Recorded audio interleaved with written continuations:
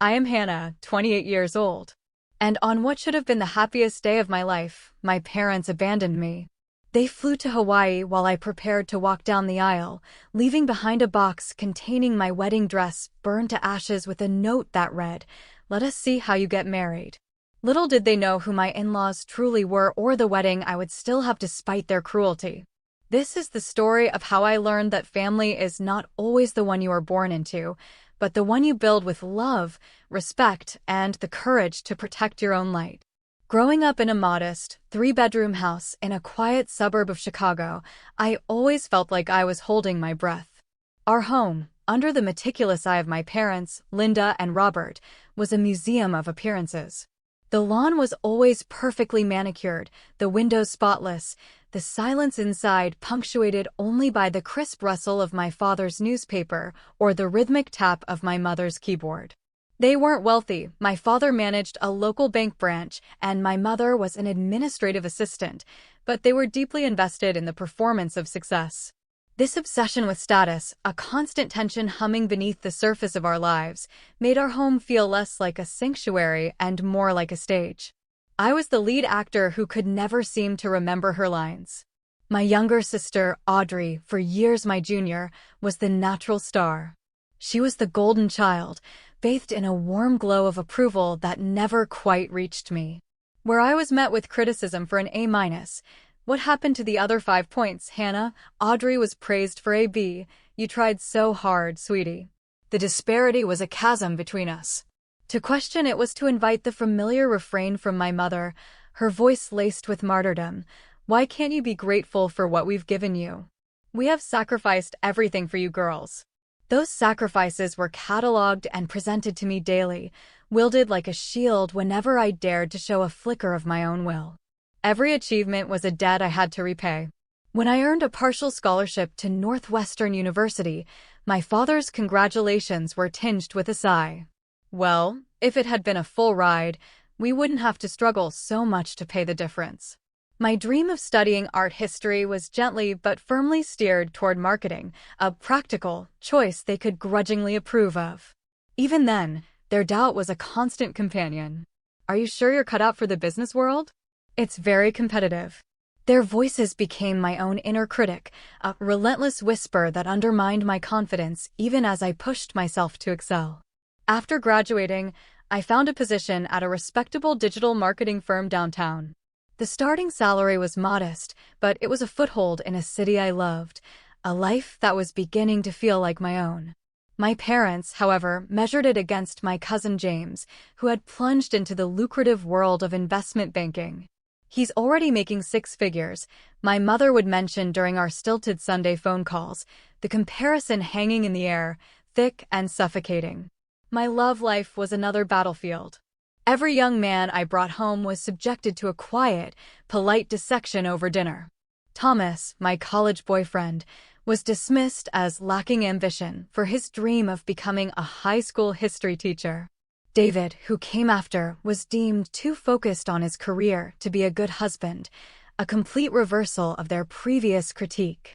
It was a game I could never win, designed to keep me tethered to them, seeking an approval they would never fully grant. By my mid-20s, I began to build a fortress around my personal life, brick by painful brick.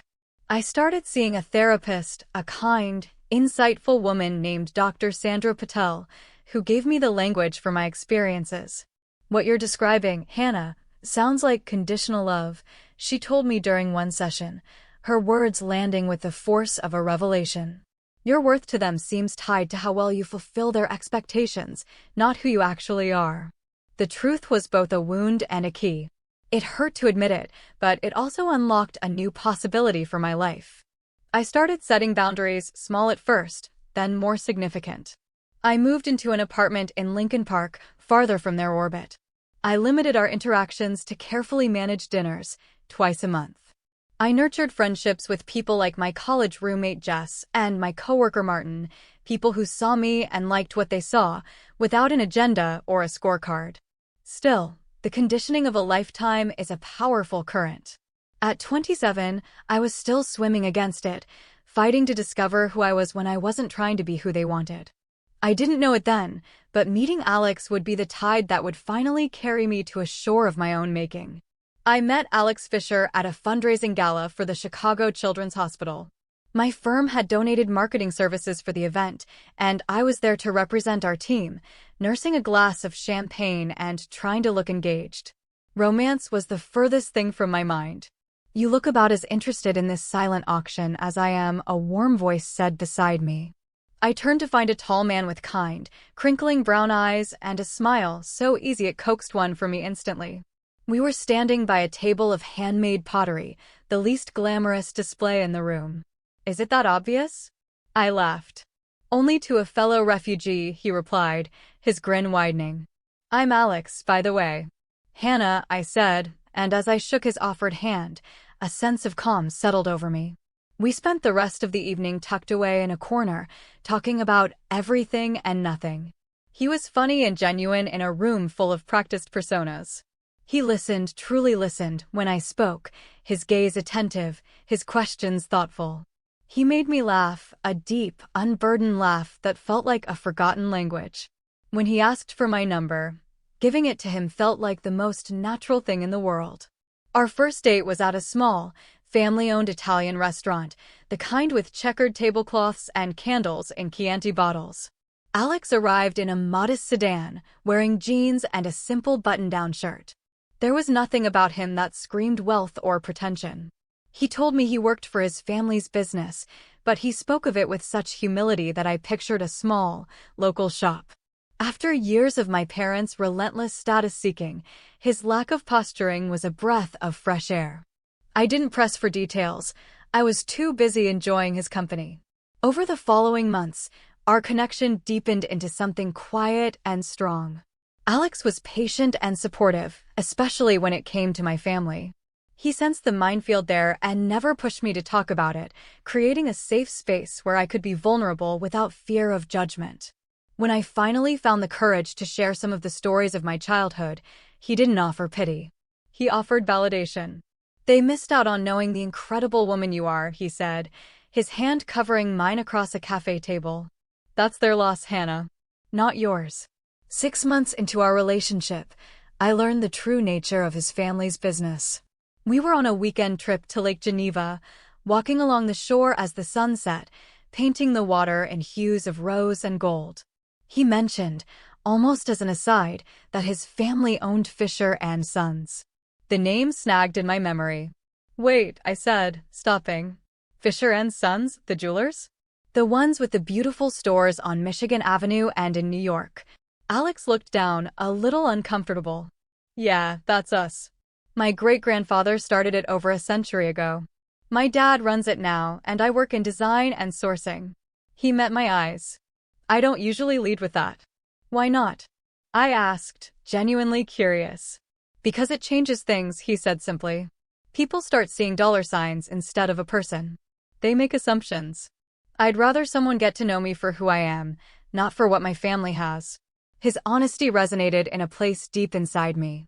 He had every opportunity to use his name to impress, to posture, to perform. Instead, he chose authenticity. In that moment, watching the last sliver of sun disappear below the horizon, I knew I was falling completely in love with him. Eventually, the inevitable introduction to my parents could no longer be avoided. We had been together for nearly a year. I'd met his parents, Catherine and James, who were as warm and unpretentious as their son, welcoming me into their elegant but comfortable home with open arms.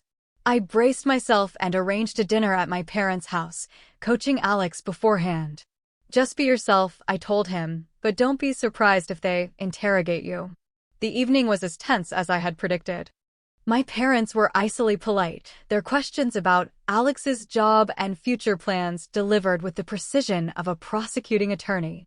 When he said he worked for his family's jewelry business, my father, assuming it was a small-scale operation, made a condescending remark about the instability of retail work. Alex, to his credit, didn't correct him. He simply smiled and said he enjoyed the artistry of it. On the drive back to my apartment, the apology tumbled out of me. "I am so sorry, Alex. They were awful." He reached across the console and took my hand, his grip firm and reassuring. "Hannah, you have nothing to apologize for. You aren't responsible for their behavior. And for the record, their opinion of me doesn't change a single thing about how I feel about you." 18 months after our first meeting, Alex reserved a private table at Terzo Piano, the restaurant at the Art Institute, with a terrace overlooking Millennium Park. As the city lights began to sparkle below, he got down on one knee. He opened a small velvet box to reveal a ring he had designed himself, a breathtaking emerald-cut diamond flanked by tiny, secret sapphires, my birthstone, nestled into the platinum band. "Hannah," he said, his voice thick with emotion, "you have taught me what it means to be brave, to be true to yourself even when it's the hardest thing to do. I want to spend the rest of my life being your champion. Will you marry me?" Through a blur of happy tears, I said yes.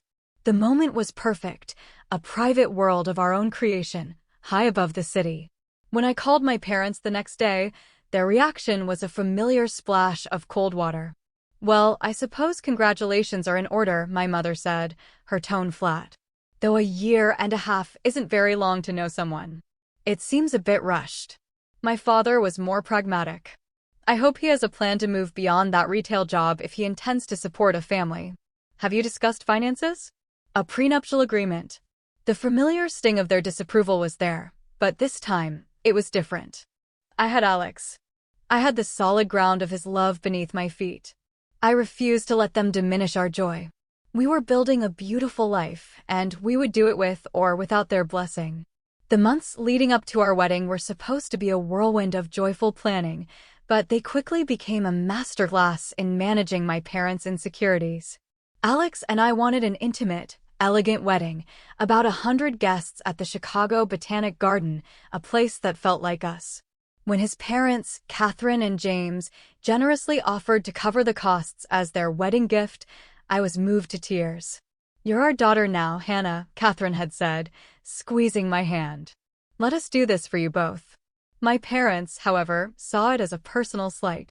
"We are perfectly capable of contributing to our own daughter's wedding," my father insisted during a strained dinner, his pride bristling. "Dad, it's not about that," I tried to explain gently. "The Fishers want to do this as a gift. It's not a reflection on you." "So you're ashamed of us now," my mother cut in, her voice trembling with manufactured hurt. "Ashamed of where you come from?" Every decision became a new front in a war I didn't want to fight. The venue was unnecessarily extravagant. The menu was too exotic. I tried to include my mother, hoping for a moment of connection. I invited her to come dress shopping with me. At a beautiful boutique on Oak Street, I found it, a classic A-line gown of ivory silk with a bodice of impossibly delicate, hand-sewn beadwork. I stepped out of the fitting room, my heart soaring. $10,000, my mother exclaimed, her voice loud enough to make heads turn. "For a dress you'll wear for 8 hours? That is obscene, Hannah. We raised you to be more sensible than that." The dress was a sample and heavily discounted, and Catherine had already told me not to even look at the price tags. But my mother's words shattered the moment, leaving me flushed with shame. I ended up crying in the fitting room. In stark contrast, when I went shopping with Catherine the following weekend, the experience was everything I had dreamed of. She was patient, kind, and her joy was infectious. When I put on the dress I loved, her eyes lit up. "Oh, Hannah," she breathed. "You are absolutely radiant." Alex won't know what hit him. The rehearsal dinner, hosted by the Fishers at a restaurant with panoramic views of Lake Michigan, brought everything to a head. The room was beautiful, filled with flowers and laughter. Alex's father, James, gave a moving toast, speaking of his joy in seeing his son so happy and in welcoming me to their family. Then it was my father's turn. He stood, glass in hand, a tight smile on his face. "Hannah has always been a girl with big dreams," he began, and I felt a knot of dread form in my stomach. Sometimes, her ambitions were a little outsized. "But I guess this time," he said, looking pointedly from me to Alex, "they've really paid off. She's certainly landed on her feet." The implication was brutally clear. I was a gold digger. A thick, uncomfortable silence descended on the room. I could feel the heat rising in my cheeks, a burning wave of humiliation. Under the table, Alex's hand found mine, his steady grip the only thing keeping me anchored. Later that night, in their hotel room, I confronted them. How could you say that? In front of everyone? Do you honestly believe I'm marrying Alex for his money? We're just concerned, my mother said, her face a mask of defensive self-righteousness. You've always been a bit naive, Hannah. We don't want to see you get swept away by all this. She gestured vaguely, a sweeping motion that encompassed the Fishers, their generosity, their entire world. I am a 28-year-old woman, I said, my voice shaking. I'm marrying Alex because he is the kindest, most decent man I have ever met. He loves and respects me, which is more than I can say for either of you right now. Watch your tone, my father warned. Then act like my parents. I shot back, the words tearing from my throat. Tomorrow is my wedding day. All I have ever wanted is for you to be happy for me. Is that too much to ask? They didn't answer. My mother gave me a stiff, awkward hug. Get some sleep, she said. Things will look better in the morning. I walked back to my own suite, emotionally scoured, but clinging to a fragile thread of hope. Maybe I had gotten through. Maybe tomorrow, they would show up for me.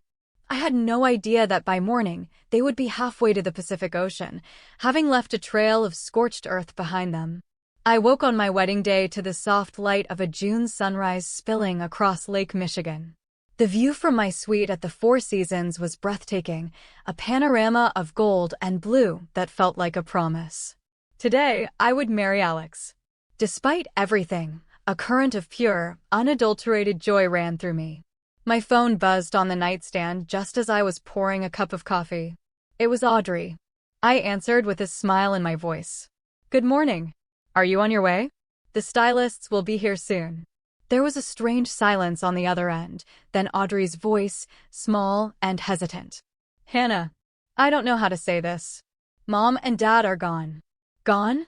What do you mean gone? I asked, a confused laugh bubbling up. Their hotel is just down the hall. Did they go for a walk? No, Hannah.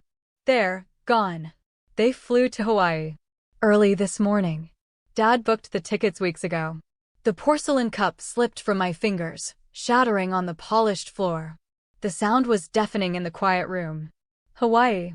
I whispered, the word feeling alien in my mouth. My wedding is today. Today. Mom said. She said you made your choice when you sided with his family over ours, Audrey stammered, clearly repeating a line she'd been fed.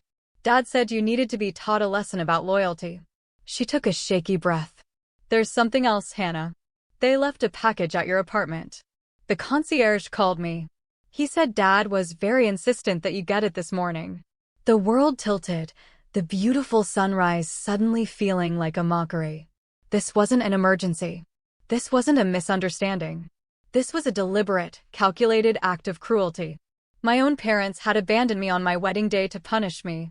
By the time my bridesmaids arrived, they found me on the floor of the bathroom, wrapped in a hotel robe, my body racked with sobs. My best friend, Jess, immediately took control, her calm efficiency a lifeline in my sea of chaos. She sent her boyfriend to my apartment to retrieve the package while the others tried to coax me out of my despair. I knew they were difficult, I cried, the words catching in my throat. But I never, ever believed they were capable of this. How could they just leave? What am I going to tell people? Who will walk me down the aisle? Catherine, my future mother-in-law, arrived a short time later. She didn't say a word. She just knelt on the cold tile floor and wrapped me in a hug so full of maternal warmth that it broke through my shock, and I cried even harder. Oh, my dear Hannah, I am so sorry, she murmured, holding me as I fell apart. But you listen to me. This is not the end of your day. This wedding is going to happen. We will not let them win. The package arrived just as the makeup artist was attempting to work magic on my swollen, tear-streaked face. It was a large, shallow box from a department store, wrapped in plain brown paper. My name was scrawled across it in my father's familiar, sharp handwriting. Do you want me to open it? Jess asked softly, her eyes full of apprehension. No, I said, a strange resolve hardening inside me. I need to see it. I lifted the lid. Inside, nestled in tissue paper, was my wedding dress. Or what was left of it. The delicate, beaded bodice was a melted, blackened mess. The beautiful silk skirt was scorched and brittle, smelling faintly of accelerant. A note was pinned to the ruined fabric. In my mother's handwriting, it read, "Let's see how you get married now. Maybe next time you'll remember where your loyalty should lie." A collective, horrified gasp filled the suite. Catherine's hand flew to her mouth. Jess swore, a sharp, angry sound. They had burned my wedding dress. They had taken my dream and set it on fire. In that instant, watching the smoke-stained silk, something inside me broke. But as it broke, something else clicked into place. The years of striving, of hoping, of twisting myself into knots to please them, it all fell away, reduced to ash just like the dress. The grief was immense, but beneath it a new, cold clarity began to form. Catherine seemed to sense the shift. She knelt beside me, her expression one of fierce determination. "This is monstrous," she said, her voice shaking with rage on my behalf. "But it will not be the final word. I have an idea." She made a call. An hour later, her friend Diane, the owner of an exclusive couture boutique on Oak Street, arrived with an assistant, carrying garment bags filled with breathtaking gowns in my size. Among them was a Vera Wang creation of layered tulle and lace that fit as if it were made for me. A seamstress, summoned from her day off, made a few minor nips and tucks right there in the suite. While I was being fitted, a new woman taking shape in the mirror, Alex called. He had heard what happened. "Hannah," he said, his voice tight with a fury I had never heard from him before. "I am on my way over."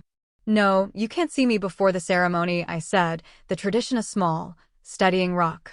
"To hell with tradition," he said. "Are you okay? Whatever you want to do, we'll do it. Postpone, elope, cancel everything. It's your call. I just need to know you're okay." His unwavering support was the final piece that put me back together. "No," I told him, my voice surprisingly firm. "I'm not letting them win. They've taken enough. I want to marry you today, Alex. More than ever." By early afternoon, the transformation was complete. I was a bride again. But as we prepared to leave for the Botanic Garden, a new wave of sadness washed over me. "Who's going to walk me down the aisle?" I whispered, the question feeling heavy and hopeless. It was Catherine who answered. "James would be deeply honored, Hannah," she said gently. "If you'll have him." I looked at this woman who had become more of a mother to me in 2 years than my own had been in 28. Tears welled in my eyes again, but this time they were for a different reason. "I'd be grateful," I managed to say. As we stepped out of the limousine at the garden, a calm I couldn't explain settled over me. The path to the ceremony was lined with 100 smiling faces. And at the end of that path, standing under an arch of white roses, was Alex. His eyes found mine, and in them, I saw all the love and support I would ever need. James tucked my hand into the crook of his arm. "Ready?" he asked softly. I took a deep breath, the air fragrant with peonies and damp earth. "Yes," I said. "I'm ready." The Chicago Botanic Garden in mid-June is a symphony of life, a sprawling canvas of vibrant greens and impossible color. As the first notes of Pachelbel's canon floated from the string quartet, all the chaos of the morning receded. There was only the path ahead, flanked by the faces of people who loved us, and Alex at the end of it, his gaze a steady beacon. Walking down that aisle on James's arm, I felt the hole my parents had left in the day, but it wasn't an empty void.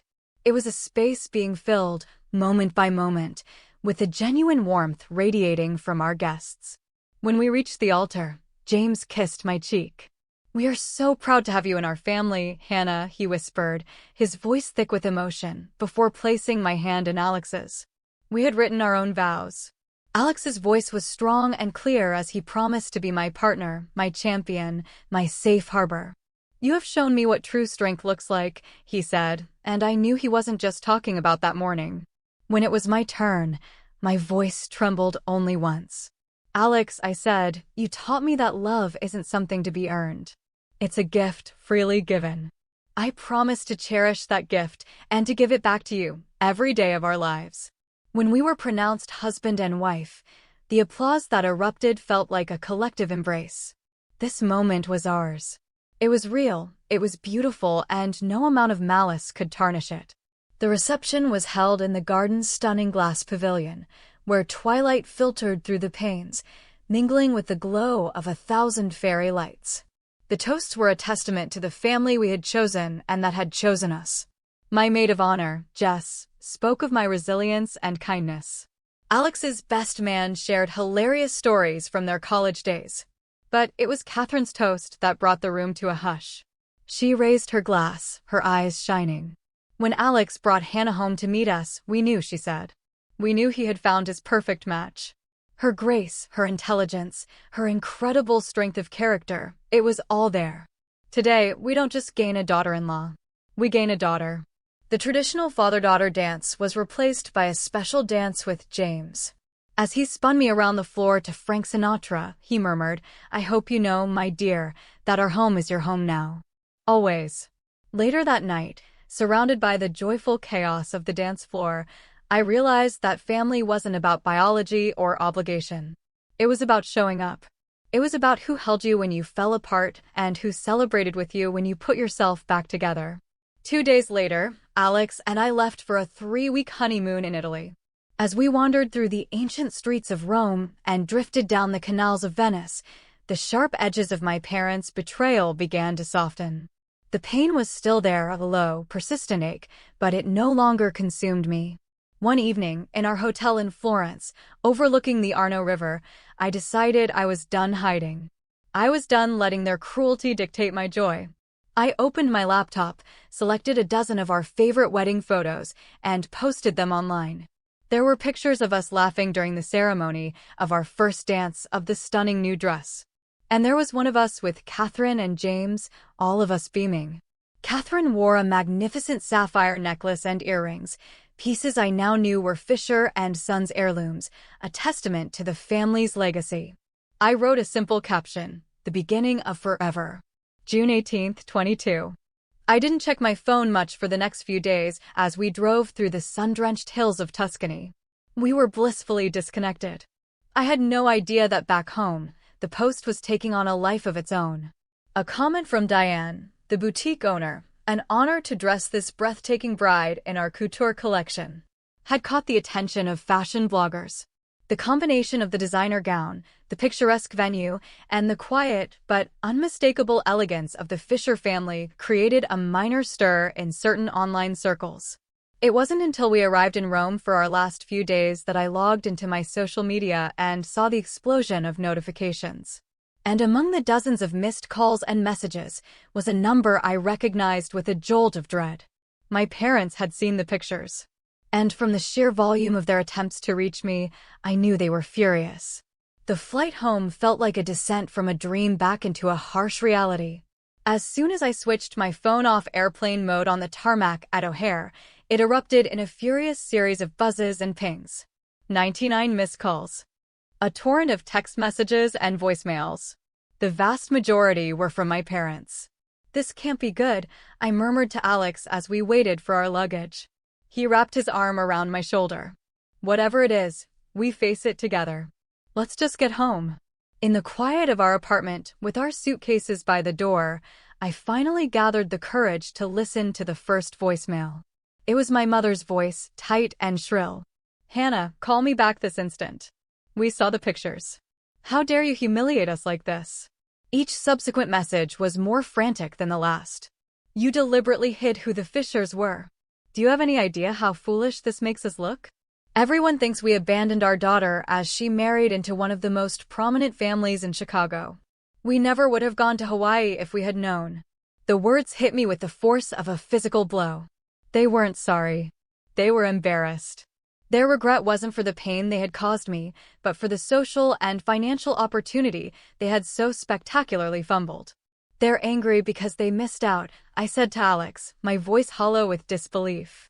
"They think I married you for your family's money, and they're furious they didn't get to be a part of it." Alex's face, usually so gentle, was stony with anger. "After everything they did, they have the nerve to be angry at you?"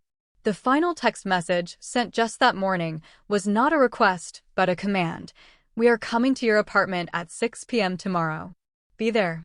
We need to fix this. Fix this." As if their betrayal was a leaky faucet, A simple problem to be tidied up. I slept fitfully that night, the impending confrontation a knot of dread in my stomach. Alex offered to turn them away, but I knew it had to be done. This was my battle to fight. The doorbell rang at precisely 6 o'clock. I took a deep, steadying breath, Alex's hand a warm pressure on the small of my back, and opened the door. My parents stood in the hallway, their expressions a bizarre mixture of indignation and impatience. Finally, my mother said, brushing past me into our living room. My father followed, his eyes making a quick, critical sweep of our apartment. This is it? A little modest, considering.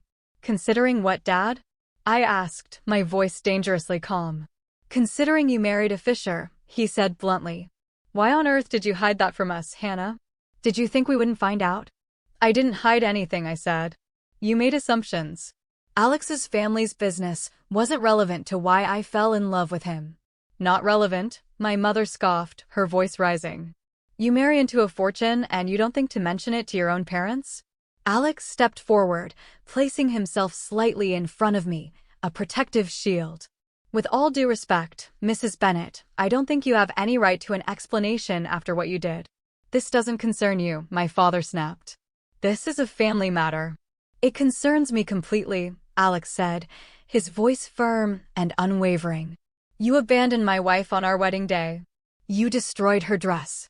And now you're standing in our home, angry because you found out my family has money that has absolutely nothing to do with us. We made a mistake, my mother said, waving a dismissive hand. We were upset, we acted rashly. But that's what family does. They forgive. We need to fix this. We'll host a proper reception, make introductions to the Fishers. The sheer audacity of it stole my breath. They weren't here to apologize. They were here to strategize. Let me get this straight, I said, my voice low and even. You abandon me, burn my dress, send a vicious note, and say nothing for 3 weeks. Then you see pictures that suggest wealth, and suddenly you want to play happy families and host a party? Is that about right? Don't be so dramatic, Hannah, my father said. We were hurt. We thought you were choosing them over us. So now that you know they are the Fishers, you want to be chosen? I countered. That doesn't make it better. It makes it infinitely worse. It proves that your love, your support, your very presence in my life is entirely conditional on what you think you can get out of it. I don't like your tone, my mother said, falling back on her old script. After everything we've done for you. What have you done for me? I cut her off, the dam of a lifetime of hurt finally breaking. You've criticized me, belittled me, made me feel like I could never be good enough, and then you committed the ultimate act of betrayal on the one day I needed you most. So please tell me, what exactly should I be so grateful for? A thick, shocked silence filled the room. My parents stared at me as if I were a stranger. This was not the daughter they knew, the one who would eventually capitulate. Finally, my father changed tactics. We want to meet with Catherine and James. My parents are fully aware of what you did, Alex said quietly. I don't believe a meeting would be productive. So you've poisoned them against us, my mother cried. There are no sides to poison, I said, my resolve hardening into steel. There is only the truth. And the truth is, you have shown me who you are. I will not subject my new family, who has shown me nothing but unconditional love and kindness, to your toxicity. My father's face flushed a deep, angry red. So that's it? You choose them over your own flesh and blood. No, I said, the realization settling over me with a profound and liberating peace. I'm choosing me. For the first time, I am choosing to protect myself.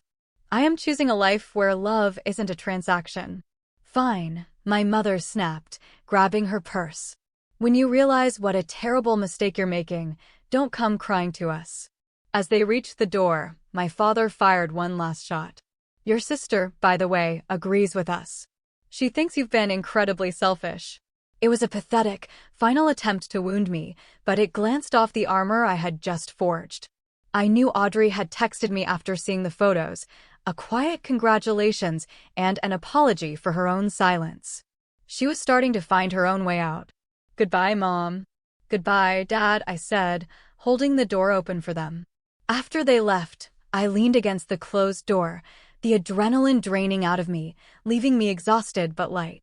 Alex wrapped his arms around me from behind, resting his chin on my shoulder. "I am so proud of you," he whispered.